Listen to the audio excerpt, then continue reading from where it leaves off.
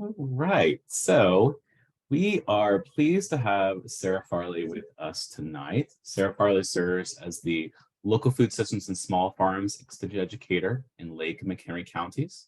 In her role, Sarah develops and delivers research-based programs to growers, collaborates with community partners and coalitions, and extends university resources to meet the needs of those involved in the local food system. Since joining the University of Illinois Extension in 2020, Sarah's key programs have focused on community compost and food waste reduction, soil health, and food access. Sarah co-leads the state line fruit and vegetable program with myself. Sarah has deep roots in agriculture. She grew up on her family's 5-generation dairy, livestock, and maple syrup farm in Pennsylvania. She started showing livestock at 4 years old and opened shows at the county fair. And through years in 4-H and other youth livestock associations, has raised goats, lambs, beef cattle, pigs, and horses, and exhibited at regional, state, and national shows, earning many awards. Sarah received her bachelor's degree from Penn State in animal science with an agribusiness management focus. While at Penn State, Sarah was on the collegiate livestock judging team, competing in all major U.S. competitions, including the National Western Stock Show, North American International Livestock Exposition, and American Royal. After a few years in industry, Sarah received a Master's of Science in Agriculture and Life Sciences, with her research focused on the Beef Quality Assurance Program, and was an extension educator with Penn State Extension and Virginia Cooperative Extension.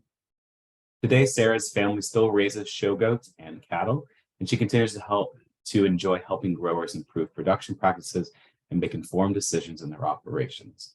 So with that, please welcome Sarah.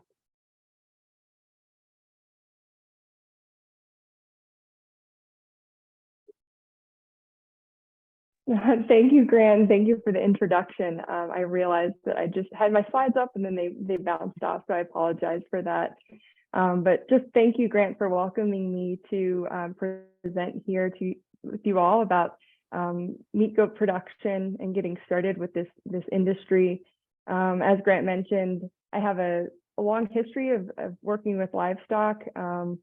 However, in my current role, I haven't really had to do that often. So in kind of talking to Grant, it was kind of exciting to hear that he was doing this basics of livestock production series. And I was really happy to join in and talk to you all about livestock production. So just give me a second.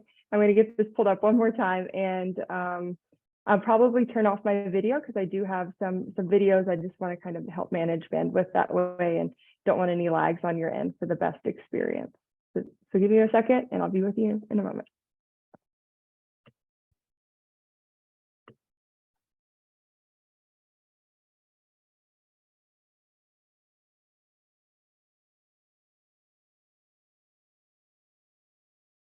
All right, I just need to find the screen share again. Haha.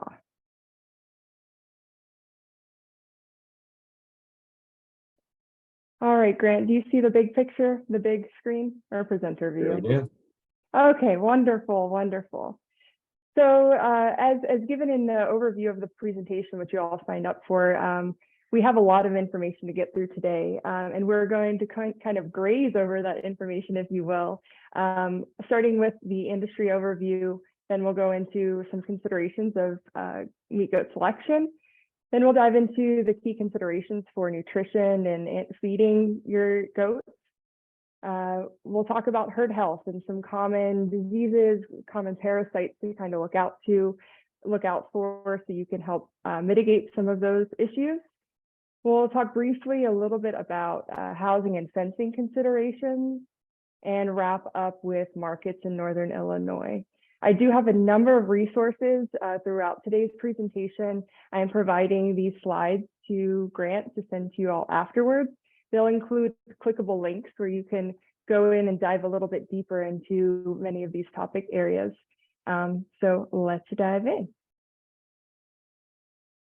All right, so why would one want to raise meat goats? Well, there's a lot of reasons for that. But first of all, they are a production animal. They're a very hardy animal. Goats have themselves have been domesticated for just about as long as dogs. So we've been using goats for a long time for a lot of the things that they provide us, such as edible and high quality meat, milk, hide. Many don't realize that goat meat is one of the leanest production agriculture meat options, even leaner than chicken and lower calorie than chicken. So 100 grams of goat meat has only 123 calories as compared to 160 in chicken and 163 in lamb. So one of those kind of neat factors and considerations for those with nutrition, and that could be leveraged in marketing as well. It is a red meat, so some may lean away from that, but I think that these nutrition considerations are certainly some to highlight. They can be holistic tools for land vegetative management. So they are browsers, so they kind of prefer different things than cattle and sheep, and can help in eliminating some noxious weeds. They can help restore native grasses and be profitable in that sense. They can be a sustainable enterprise for producers with limited resources. So goats in themselves, they don't require a lot. They are pretty hardy animals in general, and they make a really good livestock project and pet for many. And on that note, they make great 4-H and FFA livestock projects. They're one of the fastest growing 4-H livestock projects that are out there. And this is referenced on the Illinois website as well, Illinois 4-H website. They're just a lot easier to handle. Parents do find them safer, especially for younger kids to kind of get started out with, as compared to something like cattle or raising pigs or something like that. When I was in a teenager in high school, it was easy for me to just load, when we're going to jackpot shows and that type of thing, just easy to load the lambs and goats on my own into the back of the truck in a popper or a small crate in the back of the truck. So easy to lift and move around. All you need is really a halter or a chain lead.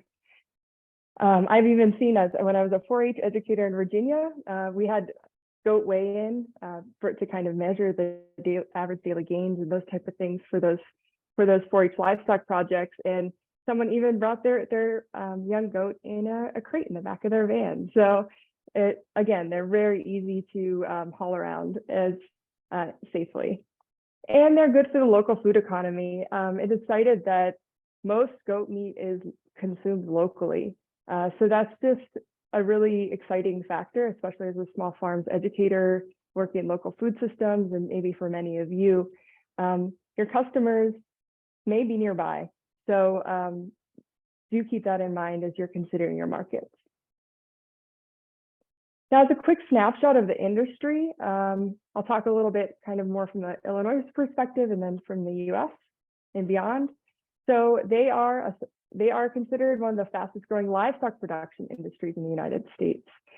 Because of the changing demographics in the United States, there is an increased demand among ethnic groups and niche markets.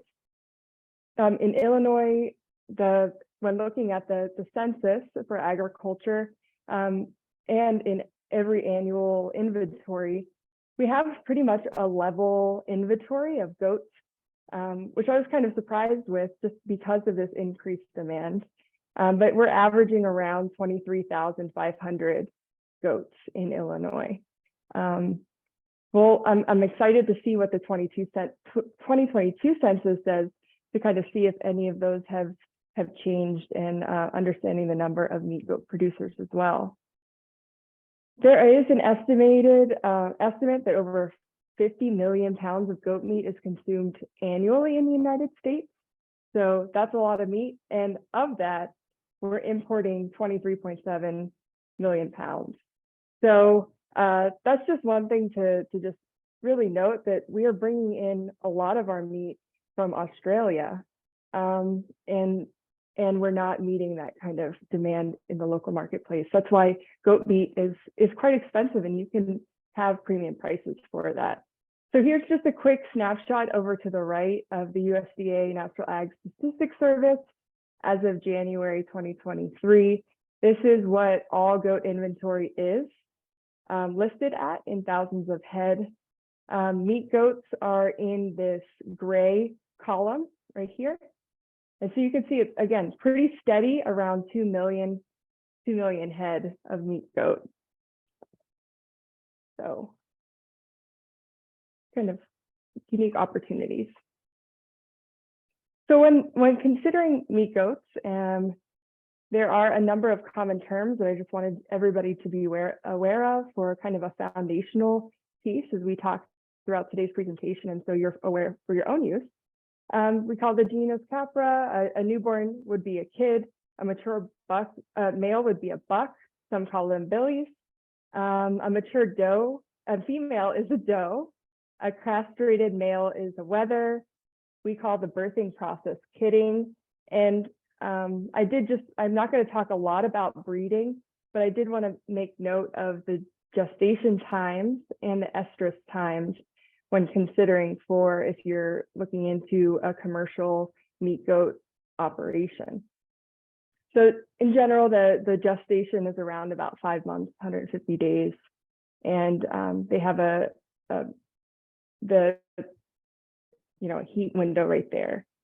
Goats are considered ruminants, so they have 4 compartments to their stomach, and so they are able to process forages and have a different diet than maybe swine do.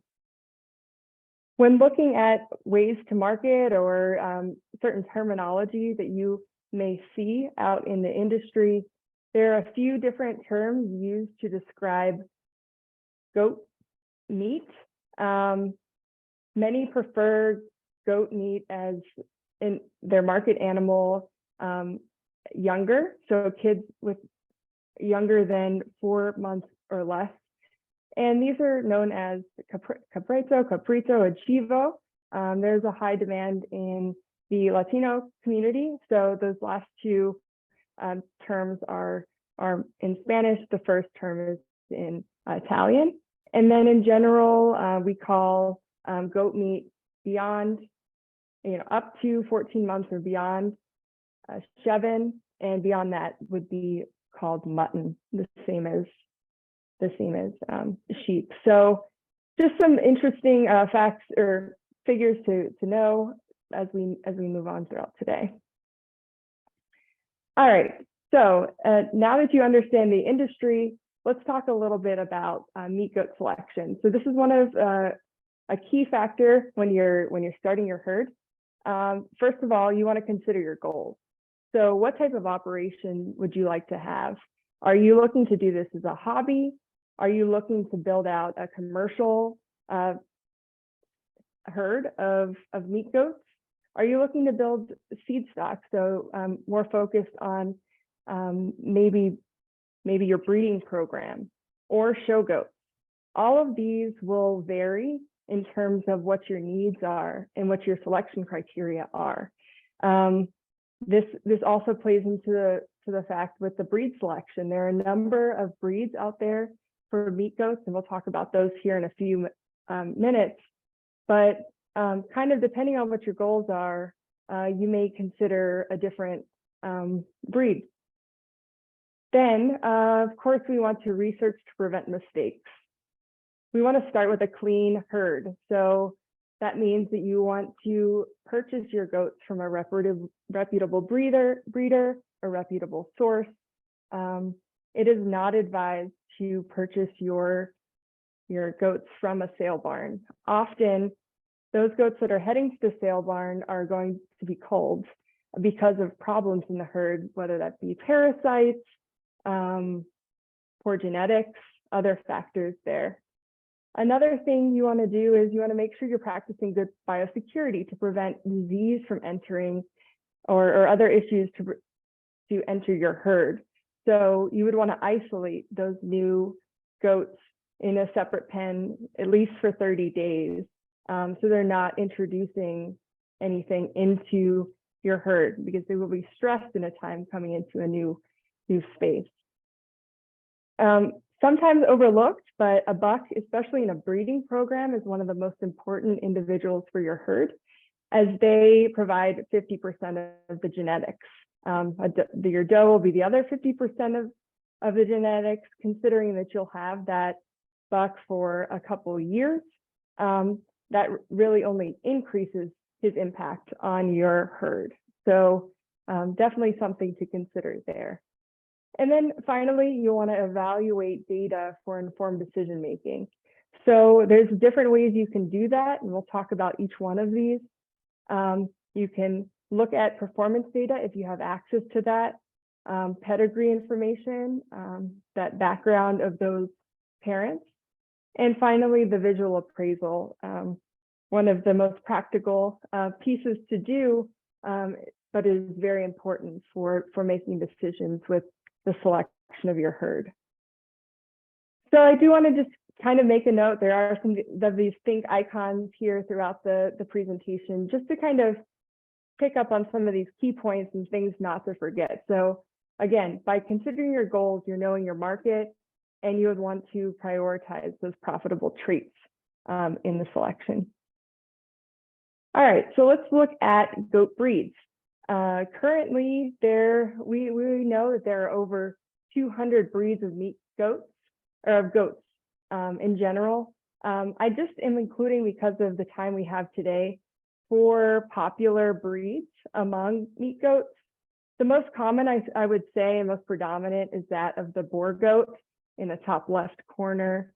They originate from South Africa, and they're heavy muscled, and they produce really lean carcasses. They're polyestrous as well, which means that they can breed throughout the year. And given good management, they can rebreed while still nursing, and they're highly versatile in the herd. Their color patterns are probably one of the most common color patterns you'll see among meat goats, with the dark brown head and white body, with some other markings throughout. Another popular breed is that of the Kiko. The Kiko in the top right, they originated from New Zealand and were selected for survivability and growth rate. These Kikos make really good mothers, and there are not really any kind of common patterns when it comes to identifying Kikos, but they do produce consistently lean, well-muscled goats with a slightly larger frame, and they do have the ability to survive under a wide range of climate conditions. So they make a good mother, especially. They're usually pretty good milkers for among meat goats. The third I have listed here is the Spanish goat. We call them Spanish because they were likely brought over by the Spanish colonizers around the time of 1540 in the US. And likely they came over by ship and were used as a main meat source for surviving across that long voyage. Many of them were released or got loose when they arrived and became feral. So they're one of kind of the everything other goats, I guess you can say. And they do tend to have smaller udders because when they were wandering in the South, a lot of their udders were cut up by cactus and thorns and those type of things. And they're really known as to be brush goats too. So their body type, ear shape, horns, whatnot, are again not consistent. The final breed I have shown here is the myotonic. These are also known as the wooden leg goats or stiff-legged Tennessee fainting goats. They're one of the few indigenous goats to the US.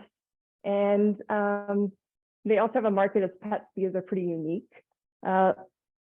These are like the fainting goats. So they do lock up if they're frightened, and they lie very stiff for a few seconds.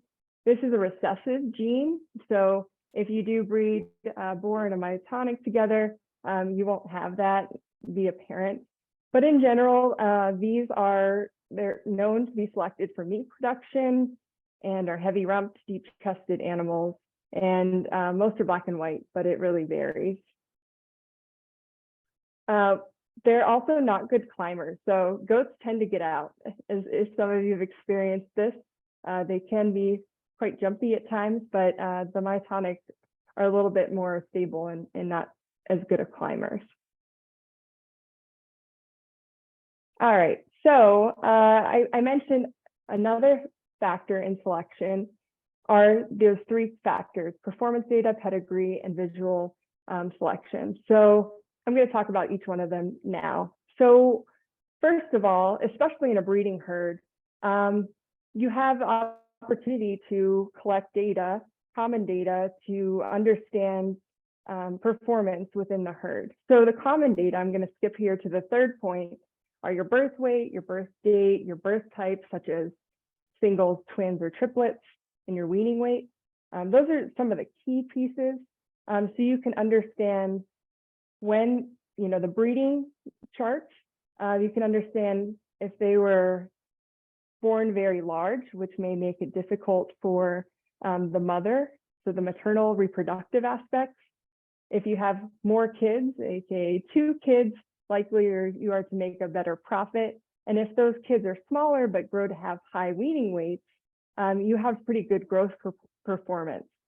So by collecting that common data, you can understand the individual performance data, that second point here, and that's the heritable traits within a herd that are influenced mainly by management environmental factors.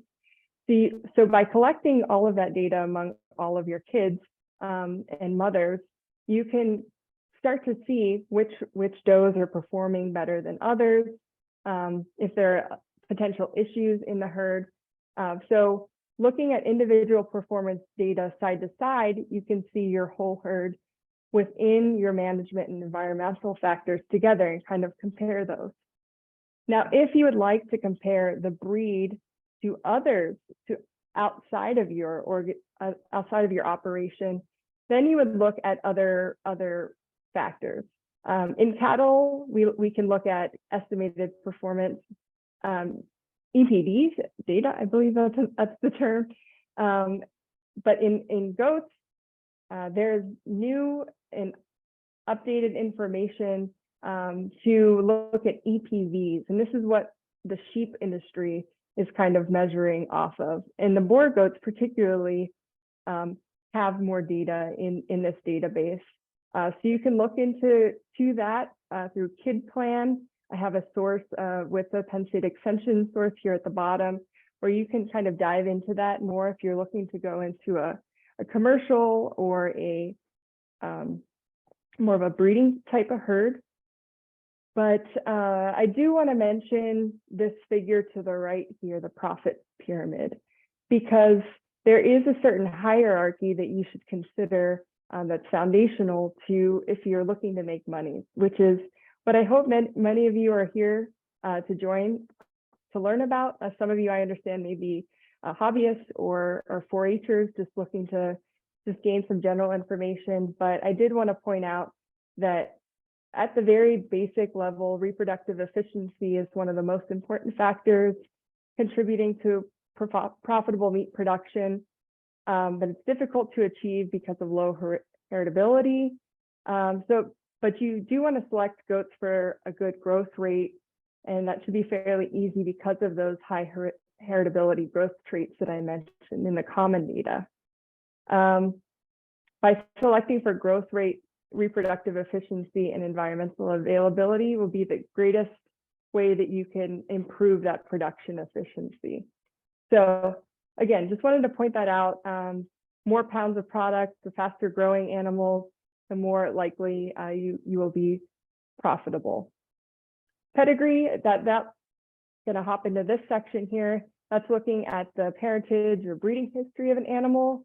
Again, this might be really popular if you are in more breeding stock or show stock world.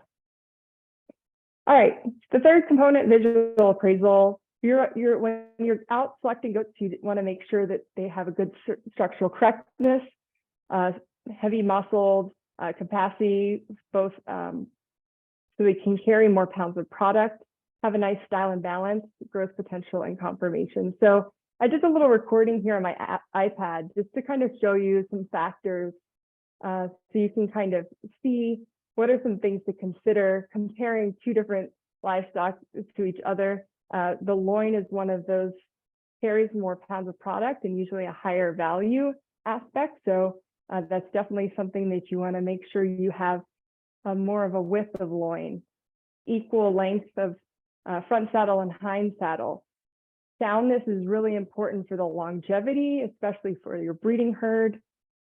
Taking note of the pasterns, strong and weak pasterns. You want to have a nice straight knee as compared to a buck knee. A good set to the hock, a level top. And again, this is again for longevity in your herd especially. And so they can carry more feed, more pounds of product. Finish is that fat percentage on the animal. You don't want them to be too skinny. Again, the more width, the more pounds of product, the more that they can carry themselves and their offspring. When we look at balance, this is, again, a structural component. Style is more important in the show ring, but can also increase the profitability if you have folks coming to your farm to look at these pieces.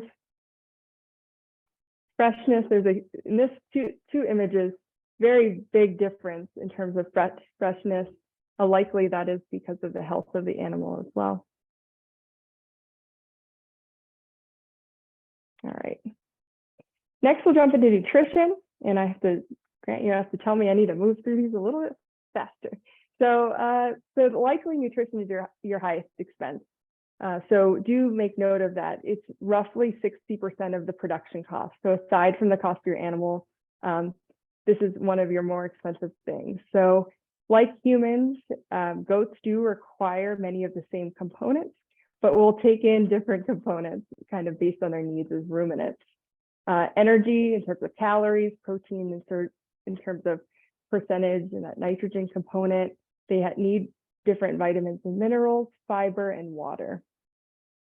Your nutrition requirements will vary based on the age of your animal, based on where they are in their growth, if they're pregnant, lactating, if you have them in a more of a confined space, or if they're out grazing, that activity level will determine the number of calories needed or energy needed in their environment. So there's a wider range in terms of rate of gain for goats, kind of depending on what your goals are. So you can feed your animal differently, kind of depending on what your goals are, and I'll talk about those a little bit later. I do want to highlight again that goats are browsers. So they like to browse or graze at chin level. They like taking the tops off of plants, eating the seeds. They like reaching up for leaves, twigs, and shrubs over grass. So they do make a nice companion co-grazer on different pastures. Here are some key pieces to your goat's nutrition. I'm not going to dive too deep into the pasture, forbs, and browse because Doug went over a lot of these pieces last month with the Getting Started with Grazing presentation. So I hyperlinked that here. If you missed that, you can go back and watch it. Hay, you would definitely want to supplement hay, especially in the winter months. Hay does provide a moderate source of protein and energy. Those legumes like your alfalfas, whatnot, tend to be higher in protein, vitamins, and minerals than as compared to grass hays. Concentrates, or like the feed, like the bags of feed or the pellets of feed that you might find, these tend to provide nutrients that forage can't provide alone. Now, I'll step back to kind of say, goats can survive out there without additional feed. They can get much of their vitamins and minerals out there, but by providing supplementing with feed, this will certainly provide more of the nutrients, so you'll have higher performance of that animal that will get you to some of those baseline components a little bit faster. And with young goats, with kids, you may consider creep feeding those to increase that growth rate and weaning weight. Vitamins and minerals, again, they're important. The more important minerals are your salt, calcium, and phosphorus. You want to be careful, especially with that calcium and phosphorus with male goats, because there are some risks involved if you get that ratio off. So that's a 2-to-1 that you want to be looking out for. They do need vitamins in small amounts. So those are the A, D, and E vitamins. Other things that we can't produce, they can produce other vitamins basically because they are ruminants. So their digestive system is different than ours.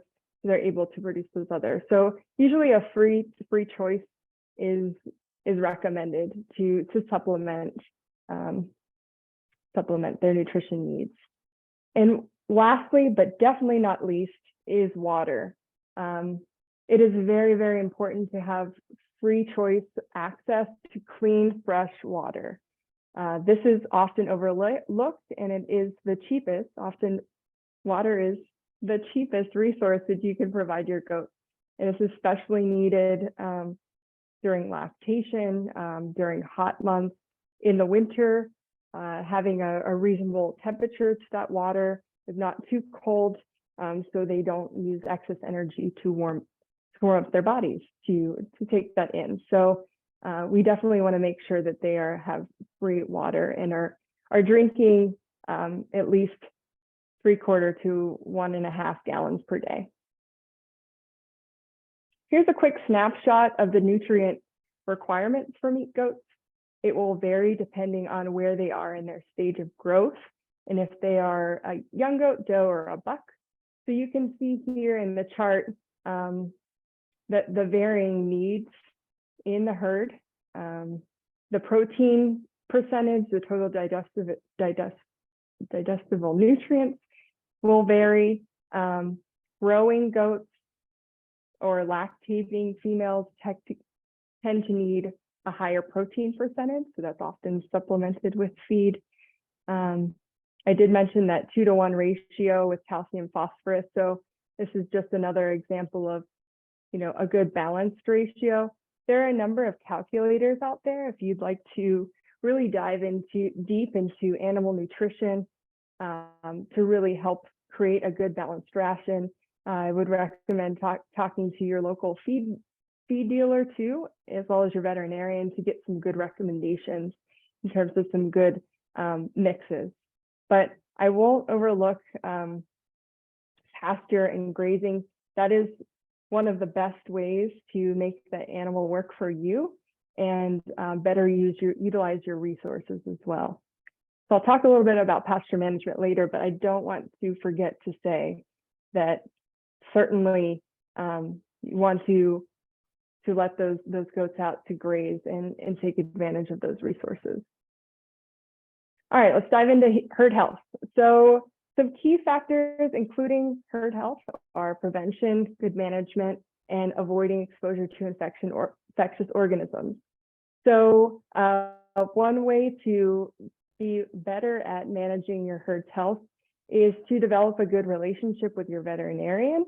Do look for a vet who does have experience working with goats. They are their own species, they're their own beasts, I guess you can say. They have different challenges than other species. It's recommended to use a veterinarian that's within 50-mile radius from you, so they understand the local issues and can speak to other challenges that other producers might be experiencing. In working with your vet, they can help provide proper vaccination schedules, can assist you with your disease management plans. If you plan to dehorn or do castrations, they can provide advice or help you with that. And again, like I said, look over those dietary considerations. If using any type of medications in your herd, always follow that label, especially with your making note of the route. Most of the time you're going to want to use subcutaneous. Sometimes you'll need to use intermuscular, but if given the option, always use subcutaneous, especially in a meat herd, as that will give you more product in the end and not go into that potential meat zone. And always, I don't have the image here, but always aim for that neck region or follow what the label has to say. And follow the storage dosages and withdrawal times. Sometimes, very rarely, your veterinarian may provide you with an off-label type of example. And so then you would just follow the guidance of your veterinarian. Having a good vet-client relationship also ensures consumer confidence in food products you produce. Likely many of you on our call are considering smaller herds, but as you expand your operation, that could be an area of question. So I just wanted to emphasize that as well. Always, one of the best ways to have a healthy herd, though, is to practice good management. And I took out a whole section of management because management is trickled into every piece of this presentation. So because you have the ability to make modifications and pay attention to some of these factors.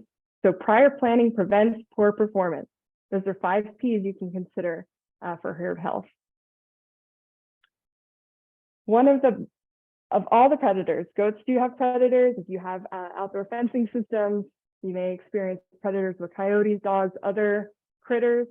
But the one that will kill the goats more than others will be your internal parasites. So this is the one thing you want to make sure you get in control.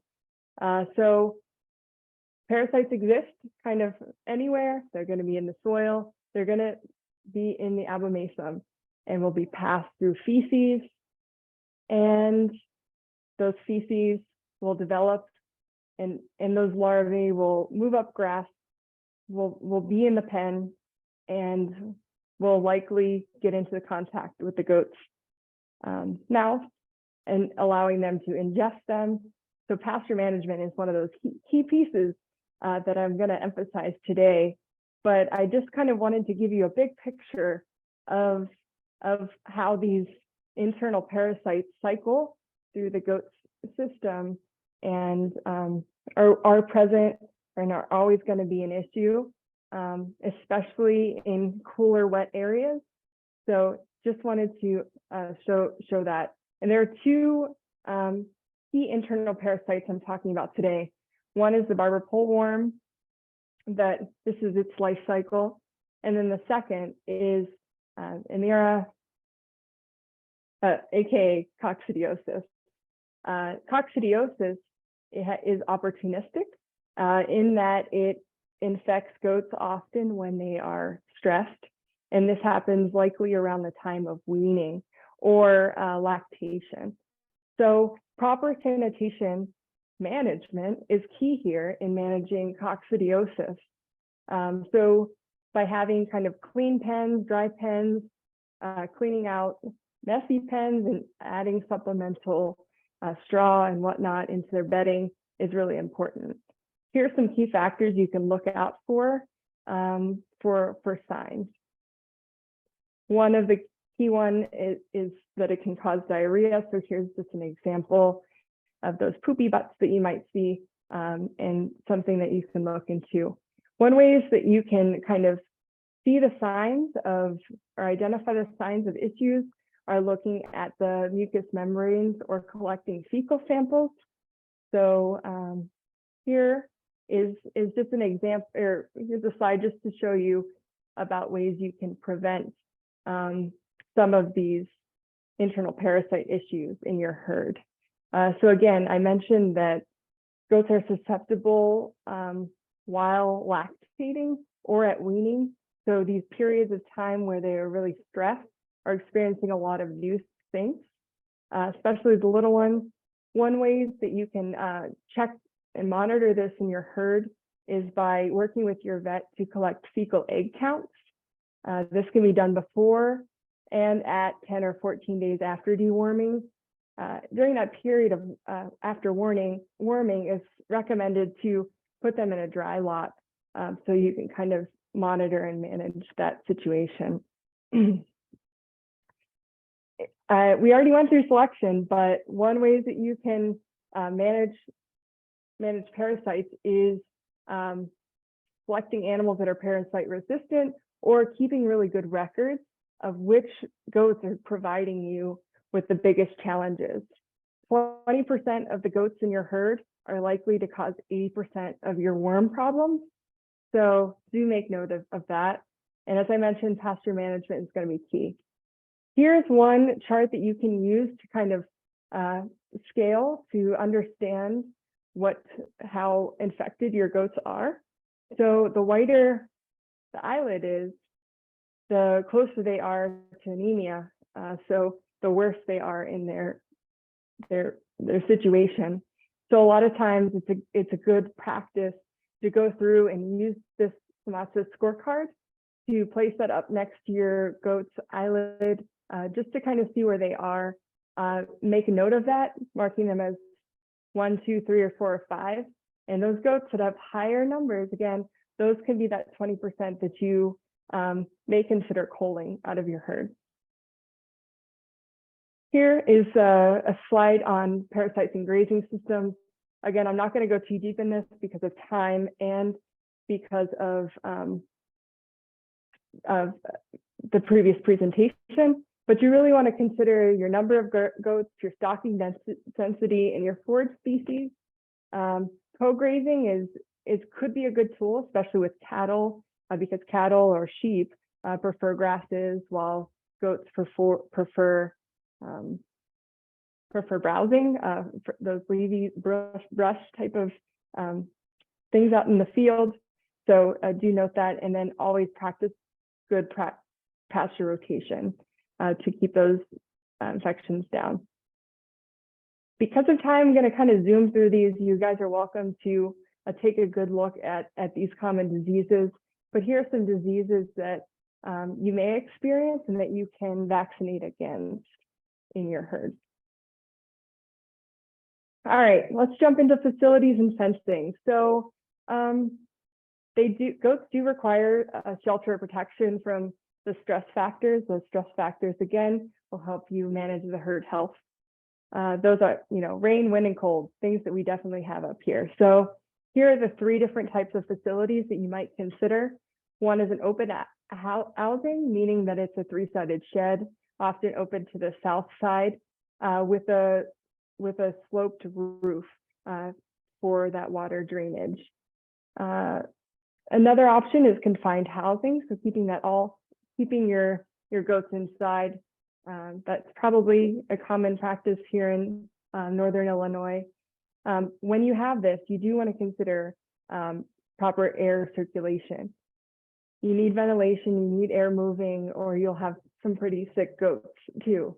So I did provide a resource in the bottom right of North Dakota State University has examples of building plans should you decide to build your own. And there are also a number of really great resources out there that show you different examples of confined housing.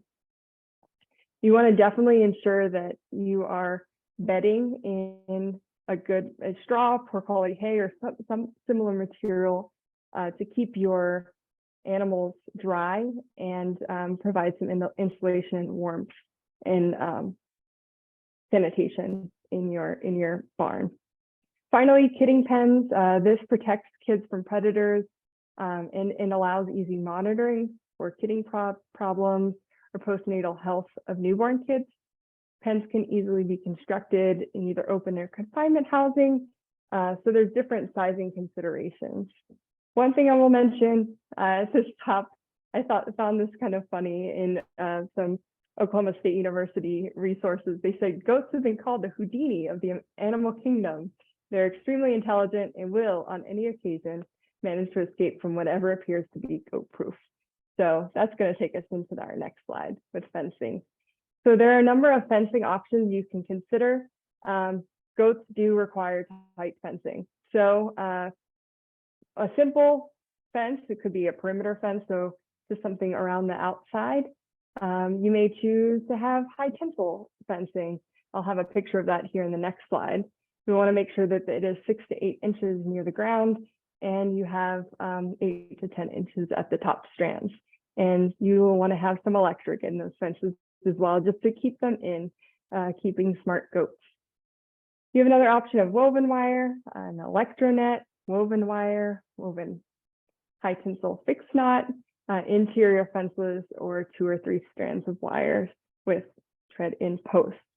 So just because of the time we have today, I'm not going to go into deep in these, but I did include a clickable link here at the bottom to learn more about fencing and some images that you might consider. Here's just an example from Penn State Extension of a high tensile electric fence and the spacing requirements that you might consider, and which line does have, or which wire does have electric versus no electric. One thing you want to be aware of in any of your fencing systems is just if your goats have horns, which many of them likely will have, if they can get stuck. So that's why I want to really make sure that spacing is appropriate. All right, finally into our last component today, talking about the meat goat market. So meat goats are very different, and the market is very different than any other U.S. livestock industry. It's just kind of like a little bit like the Wild Wild West. It kind of feels in reviewing the literature. So like I mentioned in the beginning in the industry report, significant demand is for live goats that consumers slaughter and process themselves. So consumers tend to like fresh local meat, and they like to go directly to farmers to purchase their goats. So keep that in mind as you're considering to market your goats. Demand is typically seasonal and is more heavily consumed during ethnic holidays. I'll point out a few of these holidays a little later in a nice chart that you can kind of take a peek at. Most production does not occur near major slaughter processing facilities or near goat meat consuming population. The #1 producing goat meat state is Texas. So this is more of like a US statistic here, but a lot of the goat meat consumers are on the East or West Coast, or maybe for us up here around the Chicago market. So do make note of that. I was able to find some really cool research from a graduate student, and he did some studies on the meat goat market, and he did find that most individuals willing to buy goat meat are below 55 years of age and focus marketing prospects on higher earning individuals. When consumers who demand meat purchase it raw, they purchase it consistently and are willing to travel to buy it. The research shows that 60% of his survey respondents were willing to travel up to 20 miles to purchase goat meat, while 34% were willing to travel further than that. So pretty cool opportunity considering where we're located in Northern Illinois. Folks do like certain labels on when their meat is marketed, particularly organically raised, locally grown, or grass-fed. So they're willing to pay more for some of these labels. So if I understand that some of these certifications are kind of hard to get and may not be worth it, but there are some labels that maybe are worth looking into. And then finally, promoting goats fresh weight and quality, again, that I mentioned in the industry overview, is really helpful in enhancing a positive perception of goat meat. Here are some of our options in Northern Illinois. You may choose to direct market, whether that be directly off the farm, with a restaurant, selling wholesale. This is your best option to maximize profit. So folks may want to slaughter on the farm, depending on their neighbors. Recognize your market.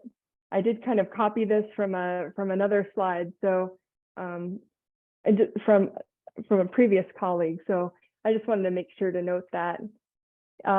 We do have livestock auctions around that we're able to get pricing from. However, they're about 3.5 hours each way from Rockford, kind of being more of a central point in Northern Illinois. So you have the Shipshewana in Indiana, and then the Kalona in Iowa. So those you can look online on the USDA website on weekly pricing from those markets to kind of get a better picture. Of course, off the farm, you can purchase or buy from producer sales and online auctions. Here's a quick map or graph of the type and quality of meat goat demanded during ethnic holidays. Again, goat meat is popular among ethnic communities, particularly Middle Eastern, Caribbean, Hispanic countries. So here are some of the key ethnic holidays, typically when they are and what optimum weight that they prefer.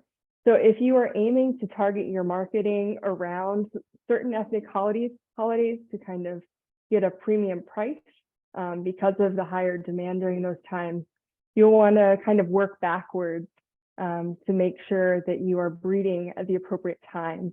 And sometimes that could be challenging because sometimes it's difficult to breed goats in the summertime. So I do just want to bring up this other statistic that these specifically Hispanic and Islamic populations are expected to add 100 million people by 2040. So if you get in now, that could be an exciting time. So to kind of wrap us up, I believe the industry is ripe for growth. I think supply is way below demand. So this is why we're finding higher pricing, but also just really cool opportunity. The fact that we're importing so much goat meat from so far away, I think that needs to be disrupted or fixed. So bringing awareness of what you're producing locally is really important. For selection, it's important to know your needs, objectives, and resources, and make sure you're selecting animals aligned with your goals. You want to feed balanced rations, meaning the nutrient requirements of your goats, kind of depending on where they are in their growing phase, and what you need to prepare them for a marketable product. You want to maintain good health records by prevention management and avoiding exposure. Provide adequate fencing and housing, making sure to keep that tight so your goats don't get out. It's important to let your neighbors know too if you're starting a new goat enterprise. They may help you catch your goats should they get out. And then finally, know your customer and market effectively. So I have a ton of resources available for you all to dig into deeper. Again, this is just a high-level overview of basic goat meat production. So Illinois, there's various goat breed associations, so many resources provided by University Extension. One of my biggest resources I used for today's presentation is this Oklahoma Basic Meat Goat Manual. So you'll have that available to you. And then finally, you can monitor pricing and trends through USDA and other sources. If you are a 4-H'er, I have a ton of information for you too. Here's some national curriculum available.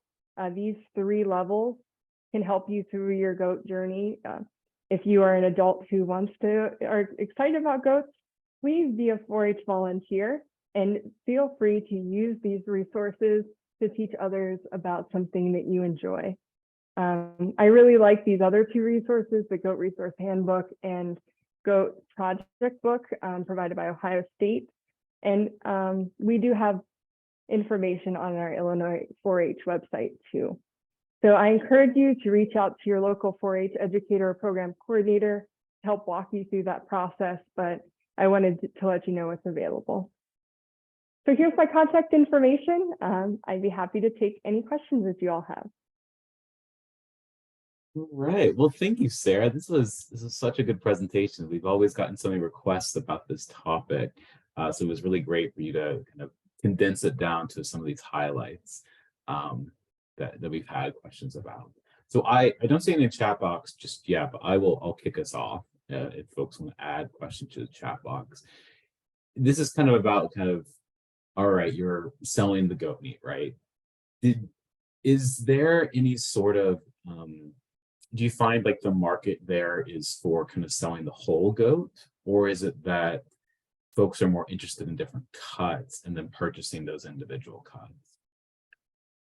Great question. I believe I'm finding that it's, if I go back to one of those previous slides, I don't have it up here, but when looking at the ethnic demand, many of those do prefer those smaller, whole smaller milk-fed goats because they tend to have more tender qualities to their meat, makes for it's more appealing. And so to answer your question directly, I would say more whole goat a lot do purchase for holidays to consume with their family or to have a barbecue.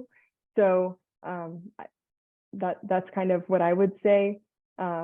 If there are any others on the call who have had experience marketing their goats, I do encourage you to enter that in the chat, because it can vary kind of depending who you're marketing to. Yeah, yeah. So we had a question show up. So thank you so much for your time and expertise today, Sarah. While various ethnic groups in America have well-established requirements for age, type, weight of goats for meat, most non-ethnic Americans have no idea what type of goat would taste good. What age, weight, and breed of goat would you recommend for introducing goat meats for American palates that could lead to regular consumption rather than one-time experiences? Oh, that's a really good question. That's a good question. Thanks for adding that. Again, I would say we want to kind of focus on those younger goats just because for tenderness. You know, as you get older, there isn't a grading. One challenge is there isn't a good grading system for goat meat. So that kind of, there's less consistency in that.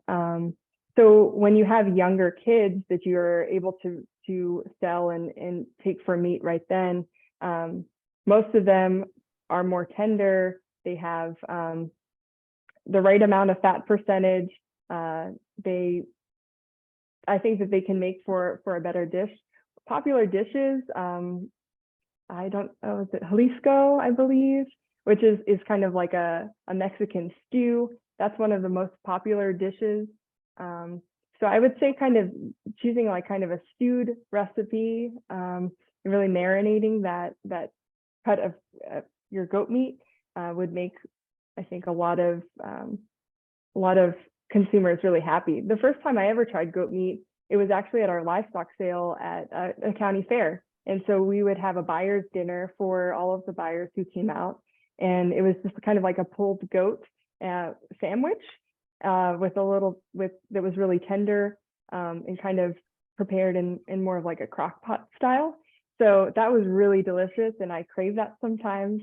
I live nearby a Mexican restaurant who does serve some goat stew, and it's just really delicious. So I think if you prepare it right, you marinate it right, I think a lot of people would be interested in trying it. All right, so we've had some more questions there in the chat box. One of the questions was, what does winter management look like for goats? This individual is in Southern Illinois, where winters are much more mild than Northern Illinois. Yeah, I think it really depends. I would say that I know you asked specifically on winter management, but I think you want to try to extend your grazing period as long as you could. Again, because feed costs are so high, you want to have an indoor space likely, or at least some kind of shelter to protect the goats from all of the elements of the wind, rain, and the snow. Goats don't like to be cold and wet. If you have a cold, wet goat, you're definitely going to be setting yourself up to some health situations. So no matter your environment, I think you have to consider kind of where your goats are coming from. If you do have a hardier goat who is used to some of that outdoor environment, then maybe you will have more success in kind of that indoor outdoor. You want to make sure that if in your enclosed spaces that you're having good ventilation, you want to make sure you have area for exercise. You want to make sure that you have again good 6 inches of straw or old hay down, so to help kind of through that kidding process, or especially in your kidding pens, kind of to prepare for some of those things. So I hope that helps. So definitely check into those resources. Oh, right, and they'll get them tomorrow. So there was a question about slaughter equipment. Any recommendations for slaughter? And this was echoed by a couple of other folks too. They were interested in that, as some of them are just getting their first goats this upcoming next couple months. Yeah, I don't have good information for you on slaughter equipment. I would, recommend sending to a USDA inspected slaughter facility. We do have some of those in Northern Illinois, right across the border in Wisconsin, just because, that's some of the best, it's done in a good hygienic space. You can choose to kind of sell and get some custom work done. So definitely look at your area and to kind of see who are some of those groups who do accept that. We do have a really good fact sheet with the University of Illinois Extension on kind of evaluating the type of processors. But again, I do recognize that doesn't get to your question of slaughtering on farm. I can look into that though. Okay. Yeah. I think someone else also was interested kind of like the home slaughtering equipment and just also just making sure that we can provide the rules and regulations for that too. So that'll be your homework, Sarah. Yeah. We had a question. So this is someone kind of approaching it as kind of new to meat goat production. Is it likely that other goats are willing to share as mentoring? Have you found that in some of your research and conversations? And are there any even goat raising or meat goat production groups out there that could maybe help with this too? Yeah. So you're not alone in being kind of new into this goat meat industry. It's a pretty fairly new industry in the US. I don't think it really kind of took off until the 90s. And then really from then around the time, like around 2008 was the year of peak production or peak inventory in the United States. In some of the statistics, I can't recall what date it was, but 35% of producers were novice producers. So there's a lot of people kind of wayfinding, try to find good information, find other best practices. One of the resources I did provide in the Illinois factors of resources was there's a Facebook page that has the Illinois Meat Producers Association. I think that's one good source you can look into. You can kind of just look around and see who else is producing goats in your area and learn best practices from them. Your veterinarian might be able to help connect you to folks as well. So, and it's probably one of your most credible sources in kind of managing, like I mentioned, herd health can be challenging, especially with internal parasites. So kind of managing those things too.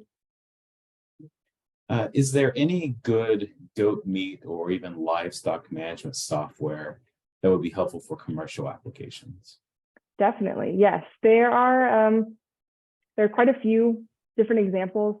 Oklahoma State University has some spreadsheets that just, Excel, old school platforms where you can kind of enter your data and really manage and filter that way. I mentioned KidPlan is a good thing that you can use to kind of monitor EPVs. But as high tech or as low tech as you want to go, as long as you're keeping good records, some folks just keep one of those flip pads in their back pocket, making note of observations that they're seeing in their herd, making note of those common data points like your birth weight, your weaning weight, those factors, and then entering them into their own spreadsheet. So again, dive into those resources that they provided, and if there's something that you're not able to find, do shoot me an email, and I'd be happy to help you out. Okay. And we've got one. This will be our final question for the night, which is a big, big question, I think. Can meat goat production be reasonably profitable? I think it can. I think it can. I think it really depends on some pricing you're able to get in on the front end on a good herd. If you're able to kind of keep them healthy, that will help you. If you're able to practice good rotational grazing, that will help you with some of your feed costs. If you have a good market, it all depends on your market. If you're able to market really well, if you're able to find that niche market, or you're able to find that community member who is that person who wants to consistently consume goat meat and just has a hard time finding out in the grocery stores. In trying to prepare for this presentation, I've looked around online trying to find, the jewels, all of the different. It's difficult to find goat meat unless you're in kind of an area like Chicago, or if you know someone in your community who's selling it. So that, like you said, Grant, it's a very difficult question to answer. It just depends on how skilled you are in your management and your marketing. Well, thank you so much. I think certainly what we've seen in the chat box is a lot of enthusiasm for this topic, and we're really happy that we have been able to provide such an important topic for you all here tonight, and to provide a new connection for you as you get going in your goat journey, if you're already on your meat goat journey too. So thank you again, Sarah, for being a part of the series this month. Next month is going to be our last of the series, which kind of culminates in everything we've tried to talk about these last couple months. It will be on farm scale manure management with Jay Solomon on Thursday, April 13th. I'll send a link out to you all with that in tomorrow's email. And as mentioned, we'll provide tonight's handouts, resources, as well as the recording of tonight's presentation. With that, thank you all for joining us tonight, and have a great evening.